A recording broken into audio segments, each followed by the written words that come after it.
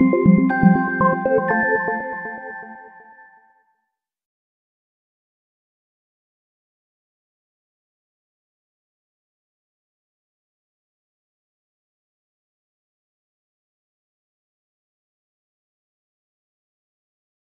الشيطان الرجيم. يا أيها الذين آمنوا إذا تناجيتم فلا تتناجوا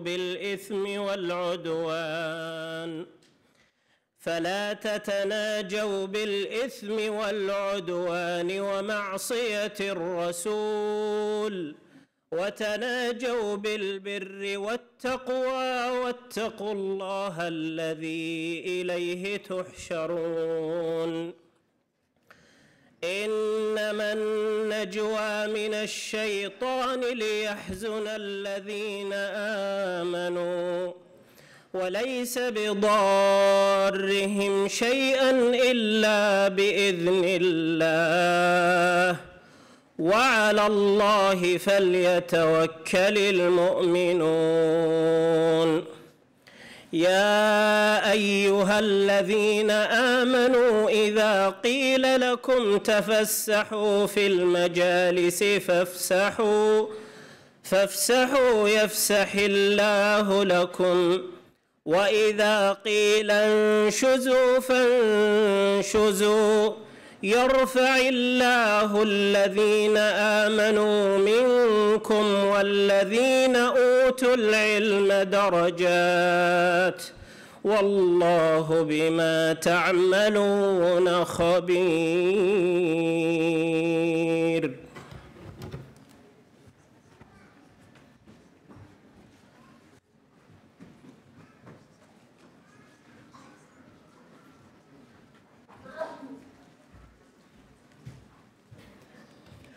صدق الله العظيم.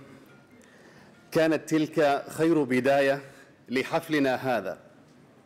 بسم الله الرحمن الرحيم، والحمد لله، والصلاة والسلام على نبينا محمد وعلى آله وصحبه أجمعين. أصحاب المعالي والسعادة، ضيوفنا الكرام، السلام عليكم ورحمة الله وبركاته، وأهلا ومرحبا بكم في الحفل الختامي لمؤتمر الطلبة السعوديين الثامن بالمملكة المتحدة. Your Excellencies, our distinguished guests, ladies and gentlemen, good evening and welcome to the closing ceremony of the 8th Saudi Students' Conference in the UK. As we are approaching the end of the conference, we would like to congratulate all our top talented Saudi students who have presented at the conference their current innovative work and achievements in medical and health sciences, engineering and applied sciences, natural sciences, law and management, humanities and social sciences, and the arts.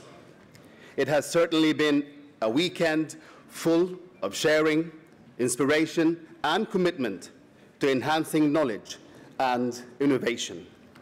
Thus, the conference has been and will continue to serve as a key international forum in which this significant work is communicated as a vital step to future breakthroughs in various academic and scientific fields. We're all proud of this conference, and this conference is a landmark collective achievement and a source of pride and joy of the resolve to establish knowledge-based societies and economies for Saudi Arabia, the UK, and elsewhere. Ladies and gentlemen, it is my pleasure to invite to the stage Dr. Faisal Abul Khail, the Saudi Cultural Attaché in the UK, to address the audience.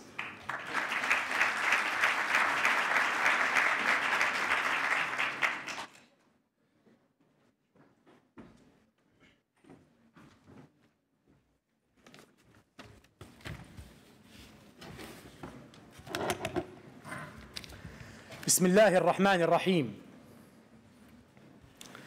والحمد لله رب العالمين،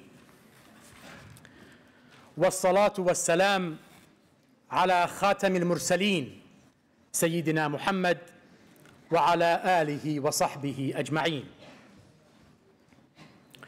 عظم الله أجرنا جميعا وأحسن عزاءنا في فقيد الأمة خادم الحرمين الشريفين الملك عبد الله بن عبد العزيز، سائلين المولى عز وجل أن يتغمده بواسع رحمته، وأن يسكنه فسيح جناته، وأن يجزيه عن الإسلام والمسلمين خير الجزاء، وإنا لله وإنا إليه راجعون.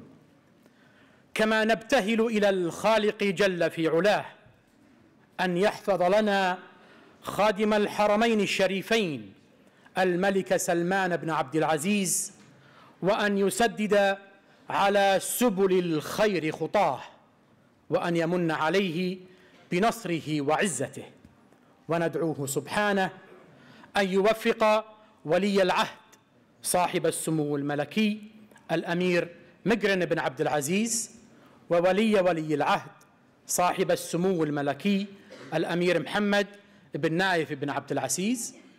اللهم احفظ لنا ولاة أمرنا، وأدم على بلادنا نعم الأمن والأمان في ظل قيادتهم الرشيدة، إنك على ذلك قدير. Dear participants and organizers of the Saudi Students' Conference, our distinguished guests, Assalamu alaikum wa rahmatullahi wa barakatuh. When I first read Dust of Snow by Robert Frost, I could not grasp the sense, the very intonation, and the connotation of this great piece of writing.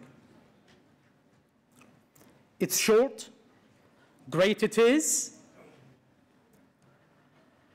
and the reason for not understanding it is because of the difference in climatic setting. Inured to a climatic setting not attuned to that of the poem could have been the justification for my struggle to comprehend and appreciate the poet's eventual composure.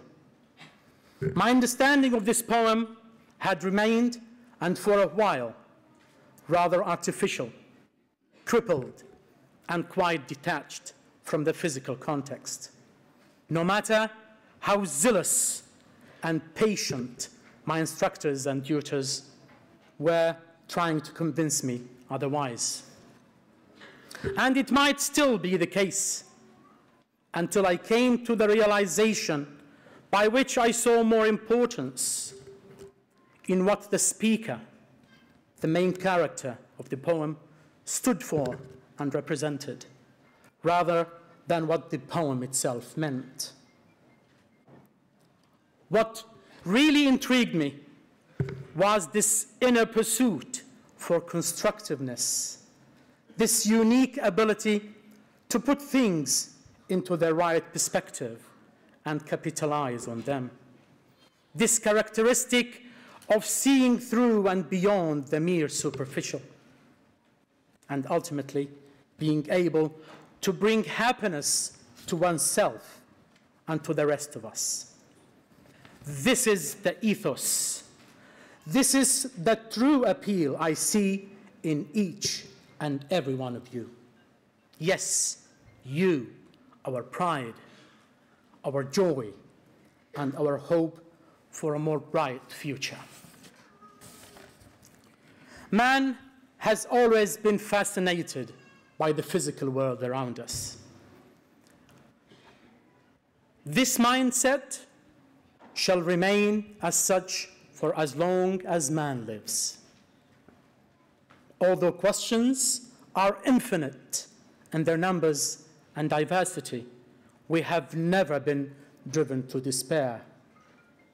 To the contrary, striving in pursuit of knowledge is a fundamental component of our belief of our character and cultural legacy. Allah the Almighty says in the glorious Quran, "Indeed, in the creation of the heavens and the earth and the alternation of the day, of the night and the day, are signs for those of understanding." He, the Almighty, further encourages us, affirming the elevated status of scholars and the intellectual, saying, "And say, are those who know equal to those who don't know? This is who we are. This is our mandate, being productively persistent, scientifically oriented, and logically driven, never hoping for a deus ex machina, of course. Ultimately, as researchers, we shall strike the right note and correctly answer one of those questions. So, do not miss the chance and always challenge the seemingly formidable. Nonetheless, we should always remember that our collective contribution is vital to our success. One person's subjective experience can be true, but it will inherently be limited and never approaching a totality of truth by its failure to account for other experiences and findings. Blind we will be if we strive alone as individuals. On behalf of all my devoted and committed colleagues at the Saudi Cultural Bureau in London, I would like to extend our thanks and appreciation to all of you who supported this conference. In particular, I thank King Abdullah University of Science and Technology for their generous sponsorship and devotion. I thank Imperial College London for the invaluable support and continued contribution to this event. I thank the Scientific Society for Saudi Students in the United Kingdom for the impressive organization and maintenance of the scientific content of the conference, wishing them all best in their future endeavors. Last but never least, I would like to express my greatest of thanks and gratitude to all participants and organizers. You are the stars of the event, and you deserve our respect and admiration. I hope to see you all prevail on a path of accomplishments and significant achievements, a path of excellence and distinction, always preserving the spirit of collaboration and care amongst all of you. Wassalamu alaikum wa rahmatullahi wa barakatuh.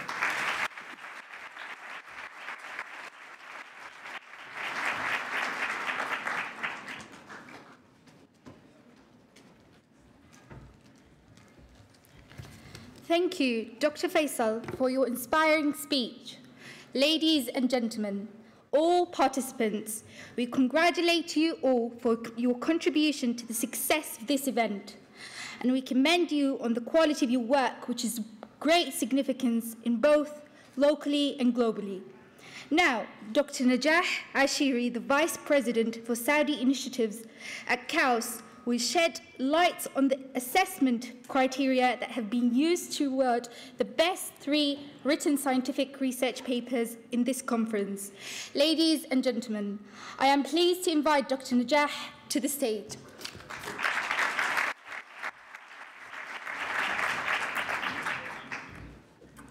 Assalamu alaikum wa rahmatullahi wa barakatuh. Before we announce the awards for Best Paper, I would like to describe to you the process we used to select them. When we met with the Scientific Society for Saudi Students in the UK for the first time last summer to discuss the roles that Imperial College and King Abdullah University of Science and Technology would play in supporting this conference, the officers of the organization told us that they hope to improve the quality of the conference by introducing a stricter review process marked by the highest standards of academic integrity. They also asked about the possibility of publishing a proceedings, which would feature the best papers from the conference and serve as a record of the participants' achievements in their fields. Impressed by the student organization's focus on quality, both Imperial and KAUST agreed to support and host the conference for the very reason that academic rigor would be the guiding principle. Acknowledging from the outset that no review process, especially one involving papers from many disciplines, can be completely objective, Imperial and KAUST set out to develop a plan that would reflect both institutions' deep commitment to academic integrity.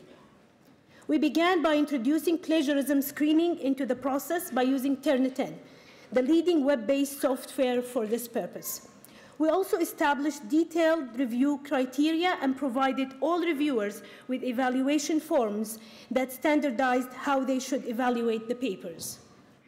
Reviewers were selected from universities in and around London. Their reviews were subsequently evaluated by a dedicated faculty team at Imperial to ensure that they were comprehensive, substantive, and provided students with useful feedback. Like the best review processes for conferences and journals, this process was based on the fundamental value of peer reviews, that the best judges of research are active researchers themselves. They know the past literature and current methods and can identify true contributions to their fields. Of 211 submitted papers, 118 were accepted for presentations in the conference this weekend. This translates to a success rate of 56%. I would say that this is indicative of a selective conference, perhaps not as rigorous as in some very, very tough fields like computer science. However, it's certainly more rigorous than in past years for this conference. As I understand it, the success rate in the past were 70 to 80%. Next, from the 118 papers accepted to the conference, the committee at Imperial created a short list of the best papers based on the reviewers' comments and ratings. Each paper in this elite group was read and rated by Professor Neil Alford from Imperial and Professor Jean Frachet from KAUST, who are serving as the editors of the conference proceedings. Professors Alford and Frachet used merit as their single selection criterion. Indeed, they chose the 4 best papers without concern for any parameters other than merit. They did not concern themselves with tracks or fields or the home institutions of the winners. They did not look at the author's gender or home country. They looked only for the best of the best papers. They then compared their choices and came up with a list of the 4 best papers of this conference. I would like to take this opportunity to extend our special thanks to Professor Alford and John Frachet and their teams for overseeing this rigorous review process. Those of you who are chemists and material scientists will recognize the names Frachet and Alford and will know what an honor it is that they have placed their stamps of approval on this conference. From the selection of the winners to the editing of the proceedings, Professors Alford and Frachet have maintained the highest standards.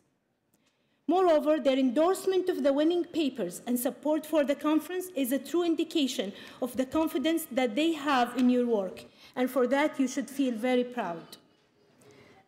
I would now like to say a few words about Professor Frachet, who unfortunately could not join us this weekend because he's recovering from surgery. If he had been here, believe me, he would have been excited by your research and your deep passion. As Vice President for Research at KAUST, Professor Frachet develops strategies and manages resources to support interdisciplinary, collaborative research bridging science and engineering. Professor Frachet has authored nearly 900 papers. Google Scholar totals the number of citations to these papers at more than 84,000. Professor Frachet continues to contribute to the field of chemistry as an associate editor of the Journal of the American Chemical Society, still actively reviewing papers and maintaining the journal's highest publication standards. In addition to Professor Frachet, many others were involved in the review and selection process, and I would like to thank all of them now. The members of the review committee are, of course, Professor Neil Alford, who is head of the Department of Materials and Vice Dean for the Faculty of Engineering at Imperial. Professor Alford oversaw the review process from start to finish and also served this weekend as a presentation judge. He has been tireless in his efforts to make this conference a success. Dr. David Dye, reader on the Faculty of Engineering in the Department of Materials at Imperial. I've been helping all my colleagues from Britain to pronounce Saudi names, and now I have a name that is stumbling me here. So Martin McKellan, no? So he's a lecturer on Faculty of Engineering in the Department of Materials at Imperial. Dr. Virginia Unicafer, who is Manager of Academic Writing Services for the Office of the Vice President for Research at KAUST. Ms. Claire Turner, who is Senior International Relations Officer in Imperial's International Office, and finally Ms. Hannah Poole, who is Head of Communications for Saudi Initiatives at KAUST. I think they deserve a round of applause.